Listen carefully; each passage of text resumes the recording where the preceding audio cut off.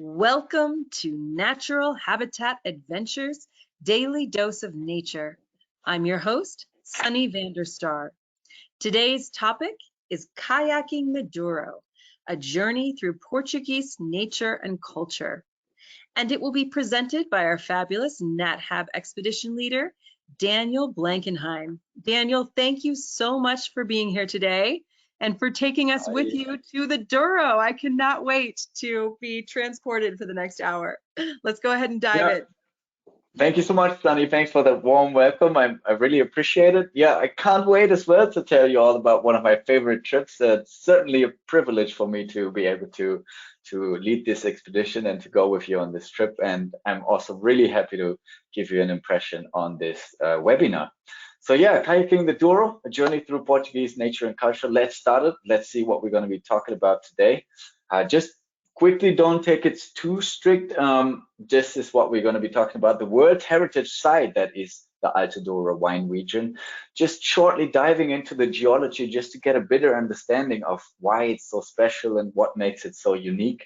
And then we're actually going to be talking about the mode of transportation that we're mostly going to be using, and that's the kayaking. And why would we be kayaking on such a river through such a unique landscape? And we're going to be talking about the journey itself, the Linha do Douro, which is the train that's going to take us there first, and then also the international park that is right at the border with Spain, and other excursions that we're going to do while always doing the trips. For example, the Koa rock art, and we're going to finish it nice with a nice little conclusion. So that's the plan for today, but there's going to be many eye candy pictures, so I hope you're excited for a lot of information, but also a lot of eye candy and going through this. But first, I want to introduce myself a little bit. Thanks, Danny, for doing so, but I just want to give a little bit background information. My name is Daniel. I'm originally from Germany, but now I'm staying in Iceland, actually. So I'm guiding for NatHab since a couple of years now, since two, actually, just only a couple, really. But I'm getting more and more excited, and I started doing the Iceland itinerary and the Portugal trips as well. Portugal is what I started with, because I'm really excited. I'm a landscape ecologist by bachelor degree and a wildlife ecologist in my master's. So really preparing me well for this, as I'm also a paddle sport leader by British Canoeing Certified. So I have been doing a lot of paddle and water sports all my life, having been to the Canadian wilderness on a canoe and paddling also everywhere, basically. So, but I included also some pictures here of Vito and Pedro, my two brothers in Portugal, my two musketeers. We are the three musketeers here in Portugal, and they're basically what makes me also shine in Portugal. They are the trip, basically, so I also want to give you an introduction of them. So, believe me, I asked Vito if I was allowed to include this picture in this presentation, and he said yes, and that tells you everything about him that you need to know. He is the sunshine of this trip. He is actually the founder of this trip. And that makes it so special because the trip has been running for more than 20 years now, and thanks to this guy, it's improving and getting better every time. But it's also he is embodying that Portuguese spirit that every year when tourists come to this region, they enjoy so much. But there's one other reason why this trip is so special, and I'm going to tell you about this now. For example, if you see humans, and we're going to different areas, right? And this is an example from Sumatra in Southeast Asia, and you will see that we take the local resources, we completely exploit them, and we burn down the local forests, and we put a monoculture there of oil plants. That's what it's here, palm oil plants. And so it's really invasive also from us. It's not in harmony with the local environment. That's the sad reality of many places. But in the Douro Valley, where we're gonna go on this trip, it's the complete opposite. It's such an incredible land art, and we can see the wise land management of people that have worked this land for centuries, for actually thousands of years, as I should say, with passion and genius to use the scarce resources for a living and make it work for them. And we can see this as this incredible land art, these extensive terracing, the transformation of the land. And this is why it's also not our typical NatHab trip in the sense that we don't go to these remote wilderness places completely in unspoiled nature. Well, it depends on your definition of nature, but here nature is part of the culture. So we have this cultural transformed landscape that has shaped the social economic heritage and is an example of humankind's unique relationship with nature. But what is actually happening, right? We have been talking about the Douro Valley. It's actually the first demarcated wine region since 1756, when Marquis de Pombal, to protect from alterations that were made to the port, demarcated the area, drew boundaries, and safeguarded the quality of the port. But what's port wine actually? Maybe you have never tried. I hope you will try after this. It's a fabulous fortified wine, and that means there is a strong grape spirit added to the fermentation process of the wine, and that kills all the yeast. And suddenly we have strong wine with about 20%, 20 promille alcohol, and we also get a sweet wine because half of the grape sugar has remained within the wine. So that makes port wine very strong and very sweet, but also nuanced and in very different sophisticated stages. So a taste for everybody, you could say. But what is the history behind that? Well, to make things short and easy for you to follow, 2,000 years ago, the Romans came to the Iberian Peninsula and they took wines with them, and they've been growing in this region ever since. So for 2,000 years, imagine that. But then in the end of 17th century, actually France was at war with England, and so England, who always took wine from France, now needed other countries, and they switched to Portuguese wine. Problem is, it would spoil on the long journey to England on the journey from Porto, the port at the Atlantic Ocean, to the UK. And so what they did is, it was born out of necessity to protect the wine and add the brandy, the high spirit alcohol, the high alcohol content, to stop the fermentation and protect the wine. And this is how port was born, protected since 1756. And this is why we get this Douro Valley, which is the only region in the world now where authentic Douro can be produced and named as such. So this long-lasting tradition has really produced this outstanding beauty that we are going to be seeing on this trip. And this was not only recognized by us, by the tourists, by people that visit the area, but also by the UNESCO. And it's now a World Heritage Site since 2001, the Alto Douro Wine Region. Of course, it takes integrity and authenticity to maintain that status. And we're going to be talking about what that means in the context of the Douro Valley. But just to give you a little overview where we actually are, you can see on this little picture on the right, we have Portugal in yellow, the Douro Valley is in red, and then Spain surrounding Portugal. It's actually one of the most stable borders in the history of humankind since the 13th century, almost unchanged, and that makes it really special. But we have one part here that is slightly more yellow, and this is around Regua and Pinhao. This is the Alto Douro. This is the UNESCO World Protected Site, and around it is the much bigger demarcated region. So not all of the demarcated region is recognized as a World Heritage Site. It's more closely to the river, where we have a lot of old vineyards, and you can see also that it tends to be more western. But what is happening? Why is it also possible that to grow these grapes in the Douro Valley? Why is it such a good place?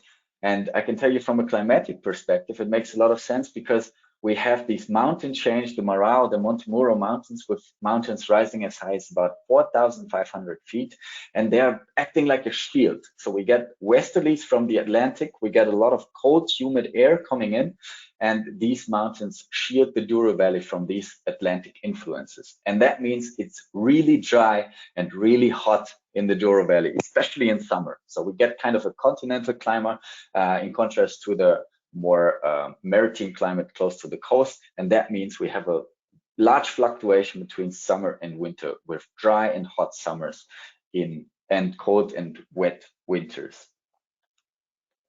And so this region is It's actually subdivided in 3 regions. So if you imagine Spain is on your right, you can see Baixo Corga is the most western part, and this is closest to Porto. So that means traditionally it's also the one where the port wine trade started. So around Regua is one of the centers, and then going to the Cima Corgo, which basically means after the tributary of the Corgo, which is the river, to the Douro, and then in the Douro Superior, which is the least cultivated, the last extension of the area, we are spreading still towards the east, towards Spain, while the left, or the most western part, is actually the most traditional.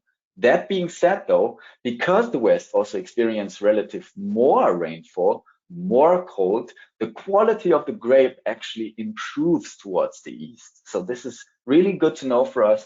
And also in terms of tourism, it changes a lot. So it gets towards the east, it gets towards more upstream, let's say, it gets hotter, it gets drier, it gets better quality for the grapes, and we get less and less tourists. So actually Pinhao is the one place where most of the tourists get off, if they don't get off in Regua already, and this is where we're gonna end our trip. So we end the trip in Pinhao.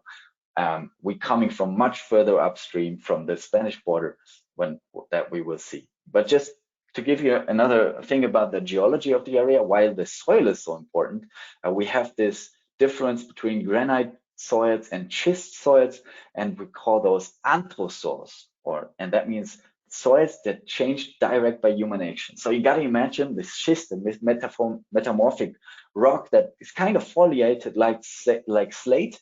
And so you can break it apart, really hard work to break it apart, but you can. And this is the foundation of the soil in the Douro, with very low organic matter, but quite rich in mineral, and just enough to retain a little bit of water that is so necessary for the wines to hold and survive during the summer heat. So they have to dig really, really deep, get some hold in the broken apart schist, and that's where they can survive the summers. On the other hand, soils of a granite, they're pretty acid, and they have a low ability to retain water and not so many mineral nutrients, and that means they're not good for board production. So what we get here is a lot of good table wines. Table wines getting more and more important in the Douro Valley. You might know that it's the only region for port wine, but actually also Portuguese table wines are much underappreciated and are just gaining a lot of popularity. Okay, so let's talk about some of the terraces, some of the landforms that we're actually going to be observing on this river while we're kayaking. We get the socalcos. These are the original terraces that are built in a lot of labor-intensive work by hand. So you got to imagine somebody digging up the soil, breaking up the schist apart, and forming dry stone walls based on the schist. This is every single terrace separated by a dry stone wall. So imagine, this is crazy, but they're very narrow and irregular, and that only allows one vine to grow in it. Because why did they have to build this? Well, we have to keep in mind 2/3 of the Douro Valley is on inclines, or of the plantations, of the vineyard plantations in the Douro Valley are on inclines above 30%. So we have 2/3 of the vineyards on inclines or slopes higher than 30%. That means very steep terrain. And that also means traditionally for most of the farmers that tried to make a living in the Douro Valley, they had to minimize soil erosion. Soil erosion was the #1 priority to take care of while doing these terraces. That's why we get these terraces, because the water can run off in like pipes that they might have laid or some holes, but it will not erode the whole terrace, the whole side of the mountain, and lead to a loss of vineyards. So that's why they built them. Pre-phylloxera, that means they've been around for more than 200 years. And now you got to imagine post-phylloxera. What does that mean? Again, another history fact. There's something called phylloxera, which is a bug. It's a grape pest, actually. And that means this bug feeds on the rootstock of the vines and kills it, destroys it completely, not able to grow anymore. The thing is, phylloxera came from North America and was transported with the invention of steamboats. So for the first time survived the journey, which fastened up because of the steam engines so much more that it now reached European grape wines and actually spread and completely destroying European viticulture everywhere, France, Portugal, Italy, everywhere. So for 20 years, nobody had an idea what was going on, but every single of these terraces, every single one of these vineyards were suffering 80% of production loss for these years, until some French guys came up with a solution, and they drafted actually American rootstock. No, they drafted the Vitis vinifera, the European grapevines, on the American rootstock, because the American rootstock is already resistant to this endemic disease of North America. So that really helped. But of course, in the meantime, all these vineyards got abandoned, got destroyed, and it took a lot of effort to rebuild them when the farmers slowly started to come back to try again, let's say. So this is what we refer to as post-phylloxera, post 1860s, 70s. And now you can see already that the solcacos changed. They get wider. We get a little bit of sloping now, and that enables to get a little bit more sunlight distribution for the wines. Also, it was possible now to get horses and mules somewhere in some vines, and that helped to make the work that is so labor intensive, because everything needed to be done by hand, makes it a little bit more easier. Also, it was the only way to save some of these stone walls, because they have been eroding and falling apart, of course, in this time. And then we see here, it's the same picture, the same pictures from 2 frames before. This is the same. And then we see the mortorios, what we call mortorios. This is the abandoned solcacos, basically, the dead ones. So you can see not every place was feasible to come back to. Not everything worked out to reestablish the solcacos, so they were just abandoned. Sometimes you can see some olive trees planted on them, or some almond trees, but in reality, many of them are just still abandoned. And that's actually also the solcacos are the ones that are protected by the World Heritage status. They are the ones that need to be maintained. They are really, really important. So not every terrace is equally valuable, let's say, in terms of their heritage status, in terms of their contribution to integrity and authenticity to the region.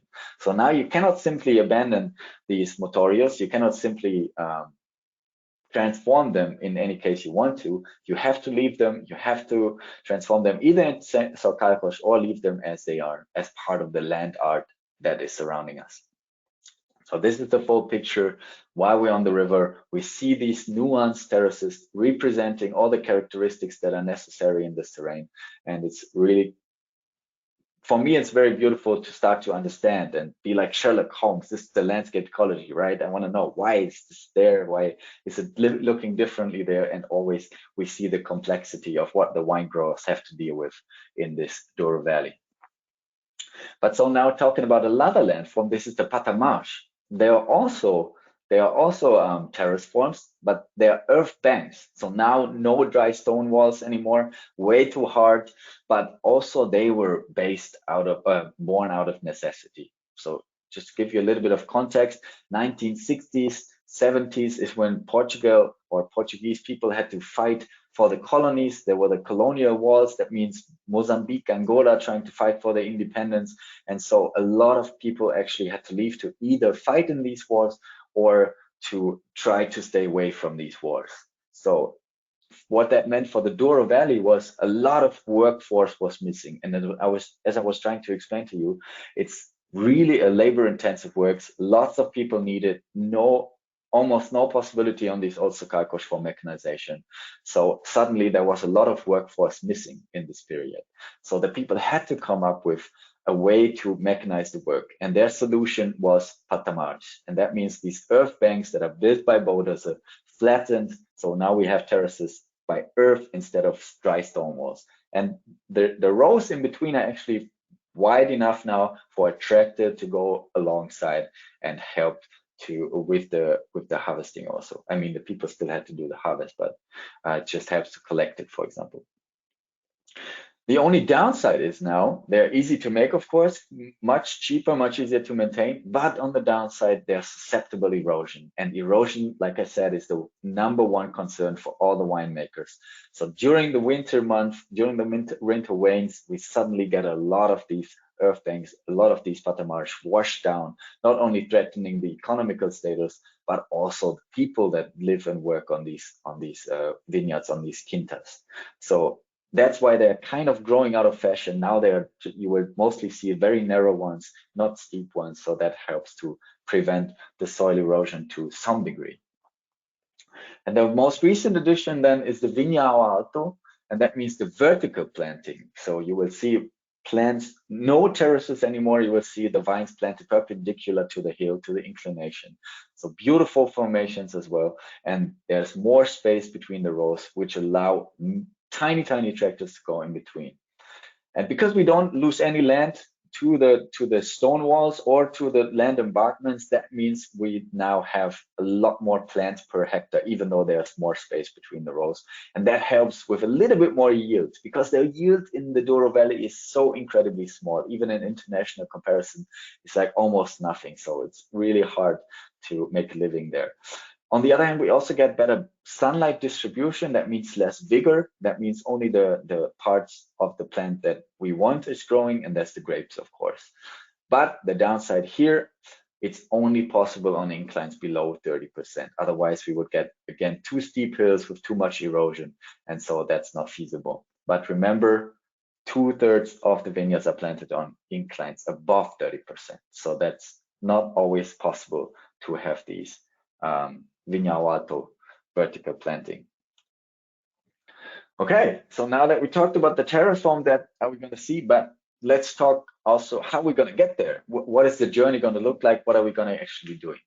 And we start our trip in Porto. Porto, also like a long history, more than 2,000 years. That's where we're going to meet up. And you can see here a picture from Vila Nova de Gaia taking to the other side, to the riverfront of the Ribeira district of Porto, which is part of the UNESCO World Heritage as well, with the Dom Luís Bridge on your right.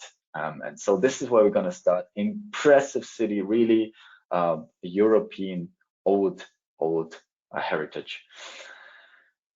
We are going to go on a walking tour led by me, and then go to Coburn's, to a wine cellar, have a private tasting there just to get introduced to the culture of the port wines. And then we will have a fabulous welcome dinner at Graham's.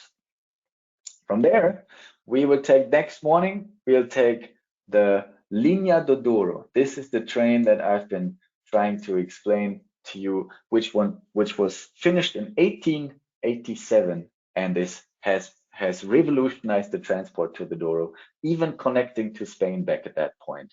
So only until 1988, when the Portuguese side decided to actually cancel this connection. So now it's only going to Bacadava, to Pocinho. And that's exactly where we're going to go. 3.5 hours upstream, about 100 miles journey in a very local way, where you're also going to see tourists, but also local people, because this is really the lifeline in the Douro Valley. There are some plans to reactivate the connection to Spain, but the Spanish side was the one that abandoned it in the past, and they're also not showing so much interest to do that. But for the tourists, of course, it would be really, really cool. And then we find ourselves, after a drive from Pocinho, where we're going to stop the train, to Felga, one of these small little villages in the Douro Valley, really low key, actually less villagers living there now than 100 years ago. So can you imagine? Less than 1,000 people. We're really in a remote place here in the middle of nowhere, you could say, in the Douro Valley. But we have this beautifully restored farmhouse by Anna and George, our hosts, that if we get to see, if they are there, they're gonna be really excited to tell us about. And we basically have the place to ourselves. So they built this in the 18th century. It was falling apart.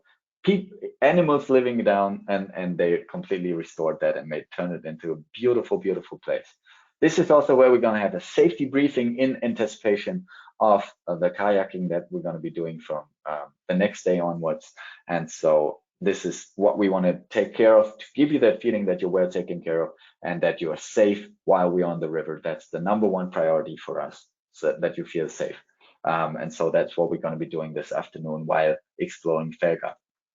And then Felga, you can see, this is not directly in Felga, but it's close by, and you can see there's a lot of old slice Europe. This is the perfect way to describe it. It's really an old Europe spectacle that you get to observe, with low scale farming, with maybe some almond orchards, some olives, these shepherds walking around the streets. It's really not many places where you get to experience that in Europe anymore. But here in Portugal, here in the Douro Valley, it's possible, with women even having to dress up in black for the rest of their life when their husband has died. So that's the kind of things you might be able to see in Felga and the surrounding valleys while we go to the river.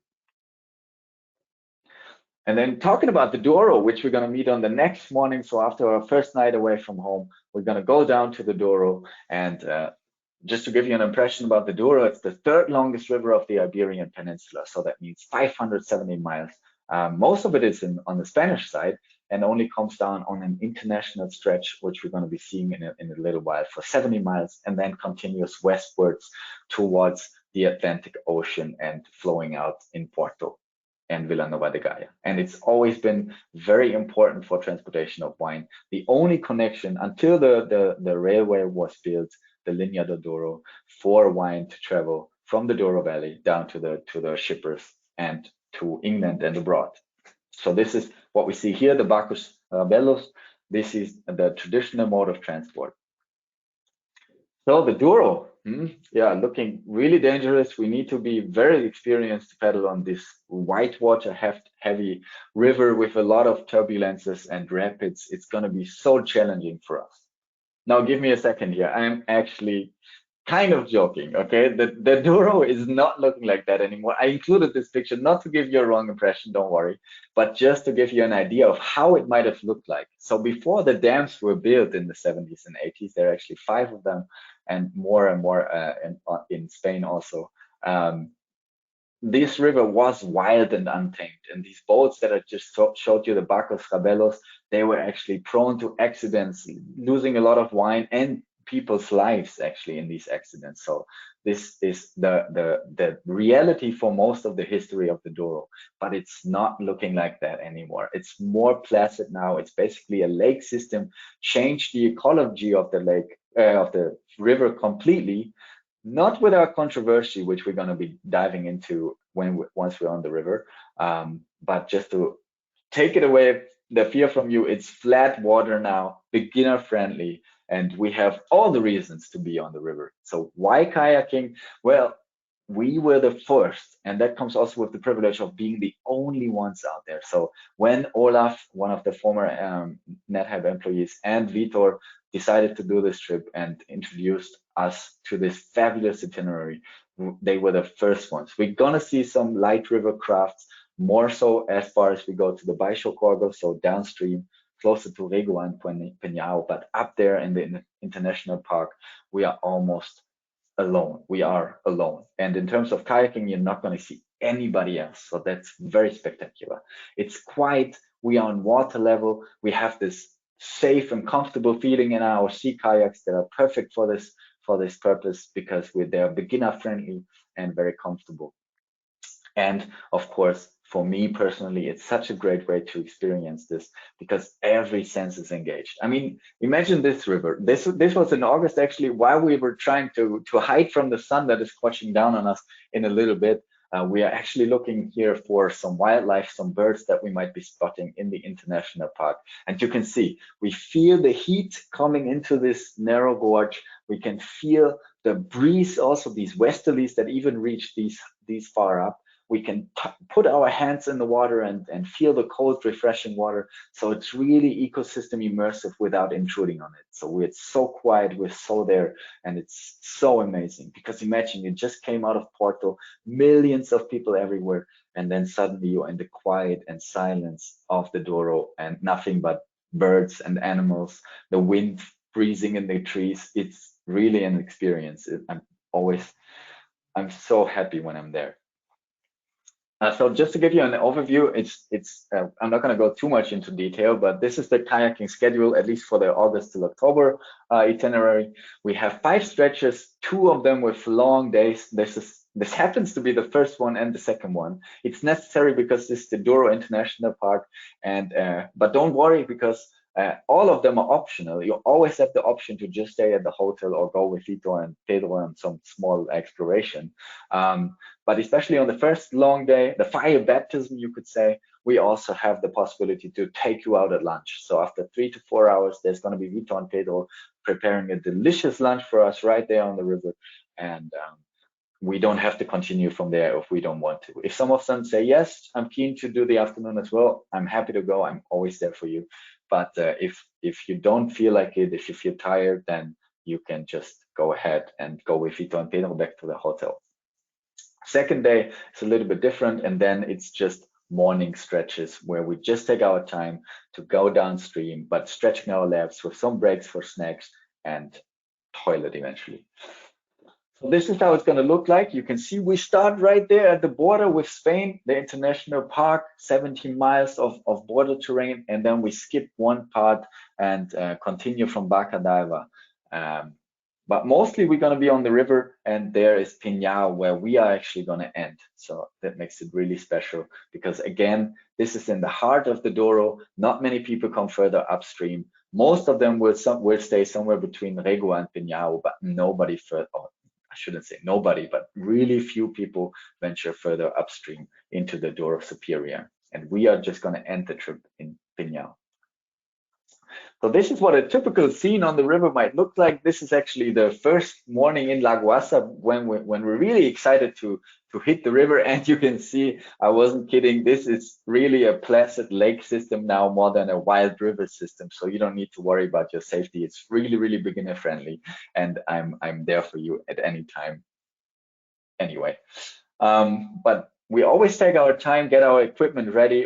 Vito and Pedro are there to fit you into these kayaks, make them nice and comfortable for you. We always take our time to stretch and get warmed up, and then we will meet the river. So the Douro International Park is the first day that we're going to be on the river in the August to October itineraries. It was formed in 1996 to protect the scenic landscape, flora and fauna, and it has the 70 miles border between Spain and Portugal. So you can actually, while you're on the river, touch Spain on one side and touch Portugal on the other side. So imagine, I mean, this is just so special. I don't know many other places where you can do that. So it's pretty cool. And we have this rock terrain, 335 square miles of it, narrow canyons, which really make you feel like you're in something special landscape. And that is, of course, really protected. Low human population means it's a good refuge for the wildlife here. And we get lots of it: eagles, vultures, herons, wild boar, and wolves. Don't count too much on mammal sightings. It's really difficult. They're really elusive. There are some Iberian wolves in the area, 300 in Portugal roughly, but you're most likely gonna not see them. So don't expect them, please, because it would just create some pressure that you don't need. Be open to anything. We spot lots of birds of prey. This is the most important thing that we also see, because it's perfect for them. I mean, we have these high rock faces, protected crannies, and the thermals that enable them to soar and look for prey, and also these nesting sites in the cliffs, of course. I said that there's low human population, but actually there are also a couple of settlements in harmony with this setting. So we have small scale farming, again, maybe some almond, some olive groves, maybe some citrus fruits growing like oranges and lemons, but really nothing else. Really low key and really harmonic, you could say, with this dramatic nature around us. In terms of vultures that we can see potentially, we have 3 vultures in the Douro International Park, and that's the Egyptian vulture on your right. Actually, the smallest of them. They're relatively tiny, 5 feet wingspan, but they are the only ones who use tools. Actually, they drop rocks on eggs to break them. So really unique. I'm not sure if we're going to see that, but it would be amazing to see them anyway. They're opportunistic feeders, so they're not obligate scavengers. They also kill by themselves on small rabbits, reptilians, for example. That's what they will go with. And we have about 135 reproductive pairs in the Douro. They migrate away during the winter and then come back to the Douro in summer. Sometimes we see them, sometimes not. So it's really a matter of good observing skills, good birding skills, but also a little bit of luck, I would say. On the left-hand side, we see the griffon vulture. The griffon vulture is a really, really big one. It's actually the most social vulture, and that means we get lots of them in a group often, or a wake, as you might call it, or a committee. But they have a wingspan of up to 9 feet and weigh up to 23 pounds. So really impressive to see them flying around, to see them soaring and looking for prey or for carcasses. And then if you're really, really lucky, I'm talking about incredibly lucky, you see the only reproductive couple of Cinereus or Eurasian black vulture, even bigger than the griffon vulture, with up to 10 feet wingspan and 25 pounds. But don't count on it, okay? This is really a rare occasion. Only one breeding pair with one successful offspring, I think. So yeah, it's gonna be difficult to spot this one. But imagine you come down to the river as you drive down, as Vito and Pedro navigate this steep path down to the river to get our kayaks ready. We see this scenery of a lot of griffon vultures soaring into the air in the morning, ready for their breakfast, trying to find some carcasses. And we, as you can see on the right picture, we are going to be on eye level, on water level, so no disturbance, no sounds, and that enables us to get really, really close. You can see some griffon vultures in the green circle on the top of the picture. And this is actually Nelda. I'm hoping you're seeing this. Nelda, one of my guests who was there in August with me, she called this is happiness. So you come from Porto, this is the moment where everything that you hope for is happening, because you're on the Douro, you're the only one with the group of people, 12 maximum, with me being the 13th and Rodrigo. But really solitary, really just us experiencing this raw nature here in the international Douro. And then you come back to another night at Castle de Santa Cruz with Catarina, Anna, or George. Catarina is the chef at Castle de Santa Cruz, taking care of that night and preparing a delicious dinner before we move on for another day. And you can see already, this is the second stretch, another full day of kayaking, and you can see that we get the terraces in the background. So the lands is completely changed. We started at Bacadava, we left the international park, and we are headed now westwards towards Porto, downstream. So the landscape is changing. We transition from the wild, rugged place into the transformed landscape, culturally transformed, with all the terraces and the low-scale farming and the vineyards, of course. So this is like a typical scenery for lunch. We have picnic lunch on the day. We take our picnic boxes and we are ready to step out of the boat to stretch our legs, to enjoy our picnic lunch, and then continue after we had a break for however long it took. But also, just to let you know, there's one guy which I like to introduce. It's Rodrigo. It's actually Pedro's son, who was there for the first time this year, because we really try to listen to your feedback. We take it very seriously what you tell us. And whenever you write something, we want to at least think about it and consider it. And one of the suggestions was to have a powerboat in the back, just for that extra sense of safety, because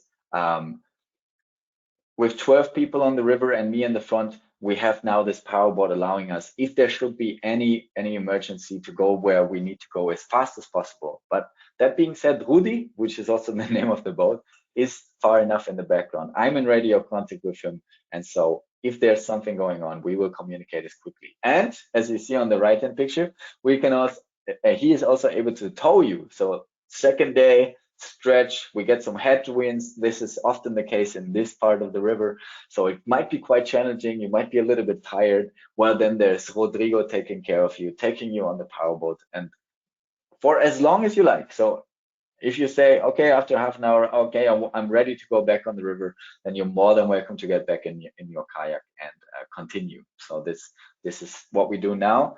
I think this has worked wonderfully this year, and I'm looking forward to meet Rodrigo again. And then you come to Casa do Santa Cruz, one of my Casa do Rio, sorry, one of my favorite places along the Douro. It's relatively new. Everything is sustainably built, designed, and harmony with the vineyards. It's at Quinta do Velado, where we can also taste some delicious wines and ports. So we also are gonna have the place almost exclusively to us, and it's right there in the vineyards, right there at the Douro. It's a spectacular place, and I'm really happy.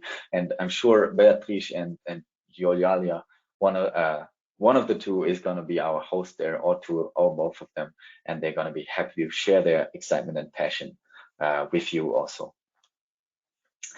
Then after these 2 long days, we're actually going to stop for a little bit, and we go to the Coa Museum, another World Heritage Site along the Coa. So can you along the Douro? So can you imagine?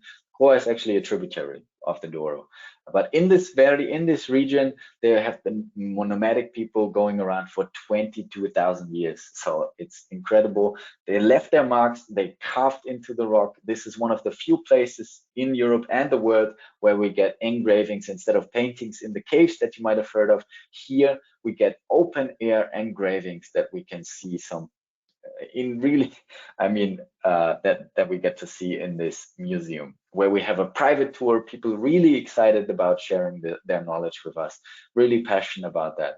And it's actually one of the fastest declarations of the World Heritage because it was discovered during the construction of another dam, and to stop that damming project, it was also helped by declaring it UNESCO World Heritage Site.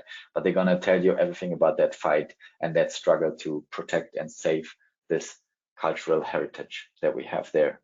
It's one of the highlights for many, many people, for sure. And then imagine you come back for your second night at Casa do Rio, and you actually get to see this beautiful infinity pool right in the vineyards, and ready for another night at Casa do Rio with another fabulous dinner, always really feeling like family and having the place to ourselves. We get back on the river the next day, another stretch, but now the morning stretches start, right? So we only have like 3 to 4 hours, not so much. We take it easy, we go downstream. There's mostly no current, so not much of floating, but we always have to do something, but there's also not often headwinds that struggle us. It can be, but then luckily we have Rodrigo and myself who are gonna help you with that.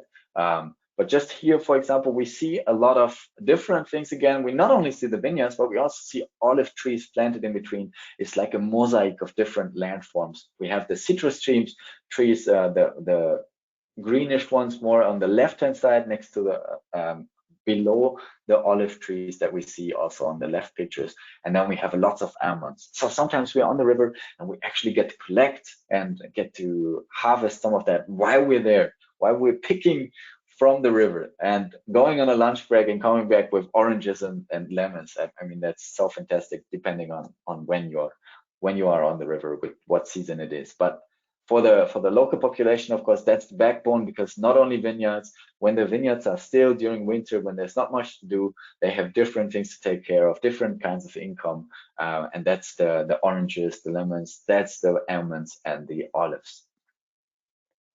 And then, of course, this is at Pocinho, right in front of the dam. When we keep being pulled out, this is where the train arrives.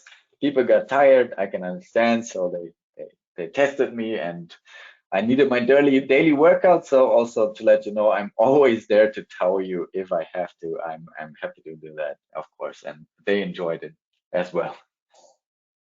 And then actually we get to experience another beautiful thing. We get to experience the hospitality of Mr. Cabral and Leonora, which are our local hosts at Quinta das Mos, which is like a little winery, a boutique winery, you could say, where we get to be treated like family again, with a low-key lunch, light, I mean, in the afternoon sun. And the wine is flowing, and we are all very, very happy, because we also get not just this intimate encounter with the local people, but they also take us into the backstage area, you could say, where we get a private tour of their winery, of the production facilities, and can taste some of that delicious table wine that they produce. And you can see Pedro and Vito in the front, making everybody smile as well. And then we go from there to Baía do Cachal. This is where we're going to spend the night. Always our accommodations have a different story to tell. This looks very different from Casa do Rio, and that is because we want to give you a wide variety of places with a different story.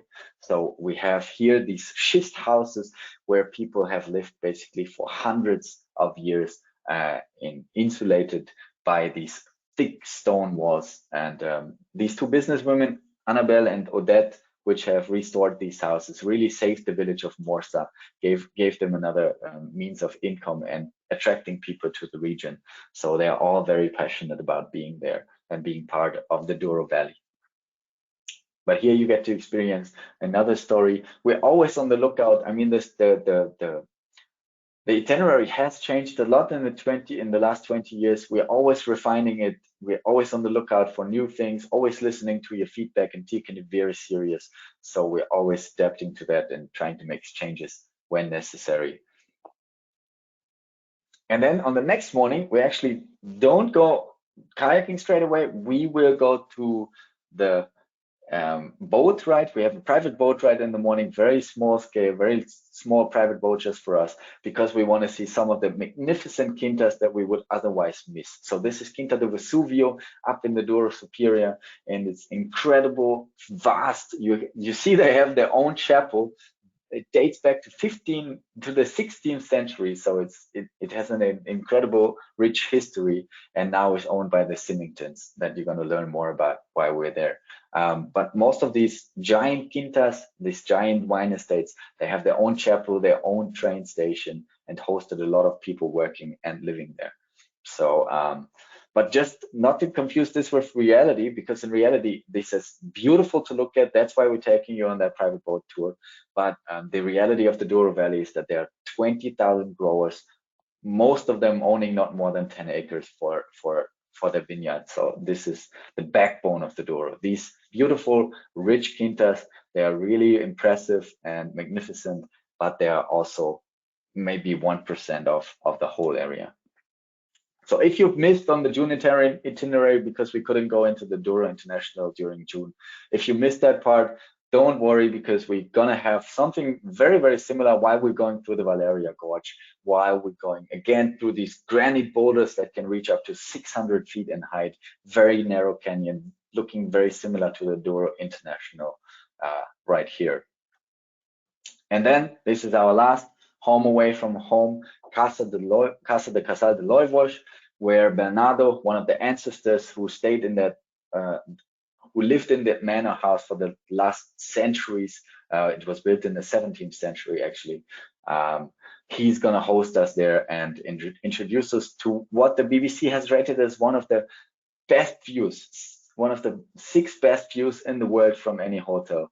And I can totally vouch for that. I can totally agree. I mean, look at the scenery. We are on the patio, we are looking down, and we're seeing Pinhao and the river bend of the Douro Valley, right in the Cima Corgo, right in the heartland of the old traditional Douro Valley. So beautiful home away from home. If we get lucky and the weather allows, we're even going to be able to have a dinner outside to celebrate the atmosphere and the environment around us.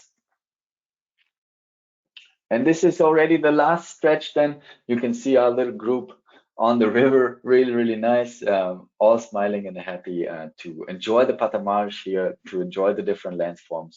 The traffic will have increased down there closer to Pinhao, but it's easy to evade it. It's no danger at all, and it's so nice to experience the river in all its different facets. And then it's in Pinhao, when we finish the last stretch, Vito and Pedro are going to be waiting for us with a little sandwich with something they've prepared for us. Delicious, celebrating that we finished the kayaking after 5 different stretches, and then coming back to Porto in the vans. And Infante Sagres, this is where we stayed the first night, and it's also the last night. Will have prepared a room for us, either this one or another as beautiful room privately for us, separated for all of us. And this is where we're gonna have our farewell dinner, fabulous farewell dinner, beautifully prepared and always delicious. And you can see here Don and Susan. I hope you're seeing this also. Nice to meet you again. I've actually managed to visit them this year when I was in the US, and they're having wrapped their ports, their table wines, and their olive oil to take home, and ready to not only take home the wine, but also beautiful memories of our time and trip together.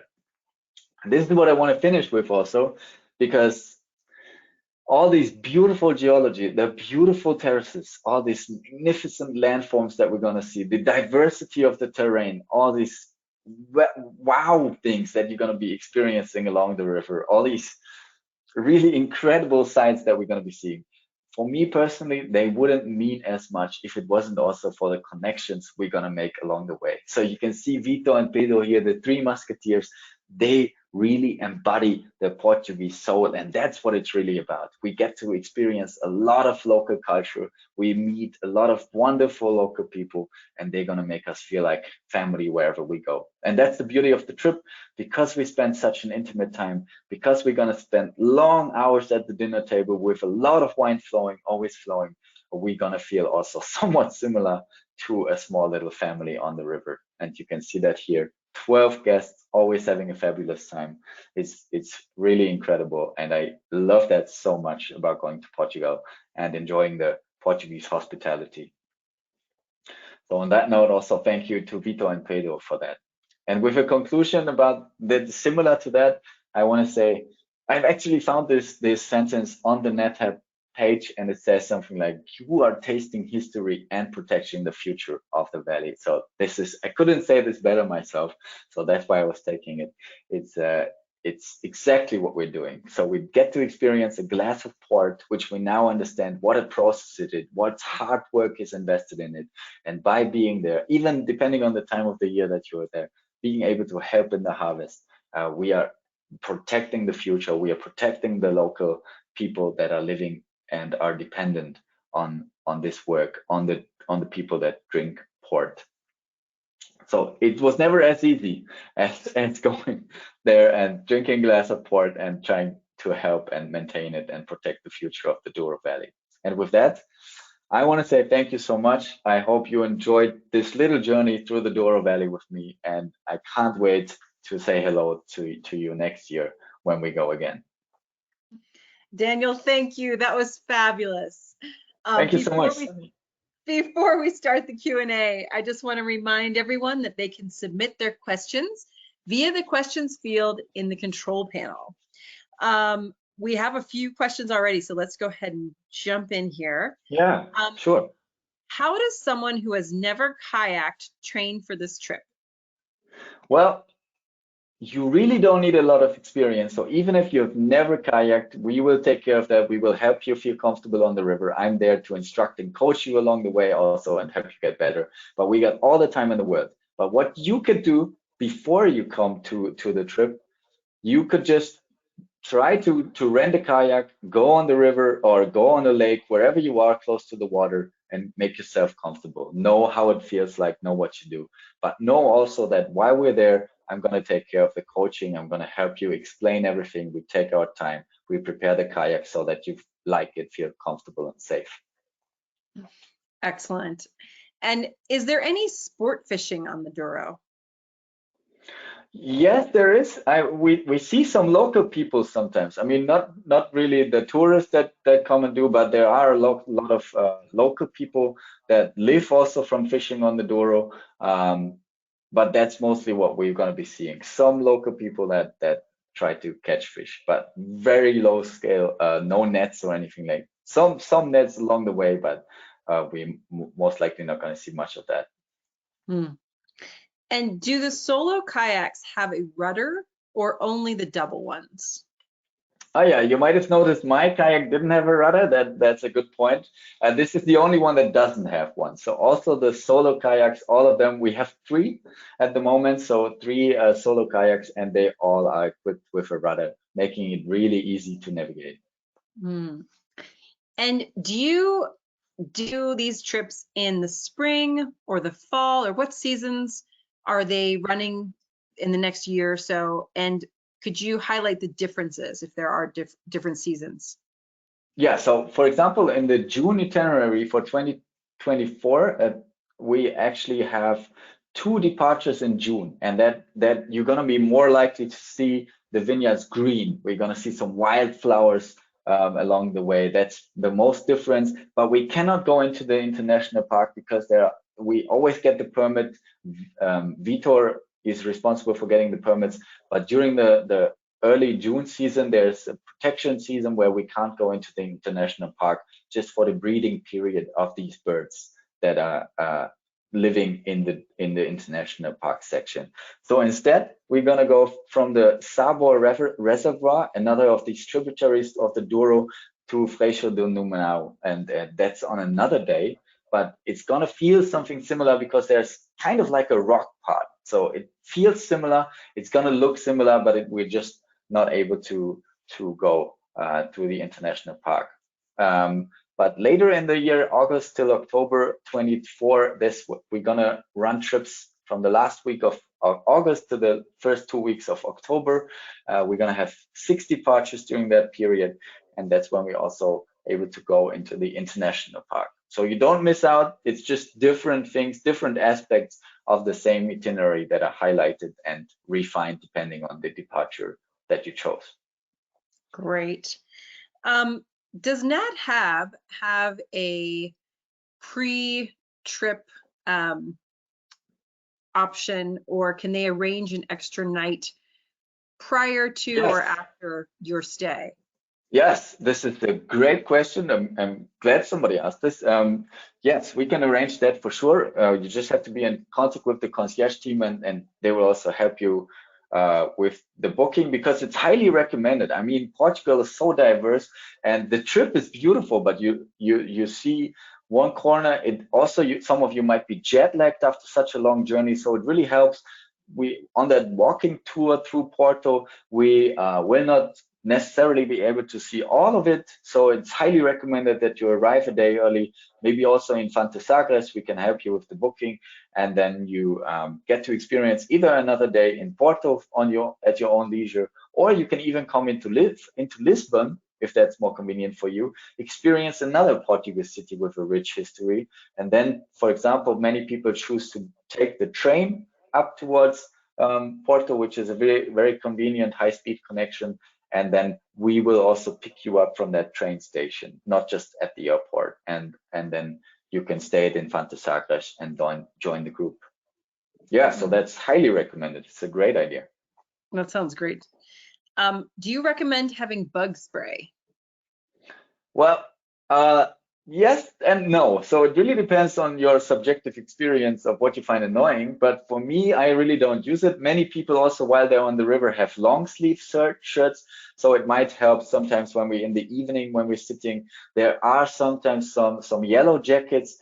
So that might be a good idea for you just to have and take it. And if you feel like you need it, it's better to have than to not have and to need it. So just take it at your own convenience. I personally never use any of it because it's really not a big problem in the Douro.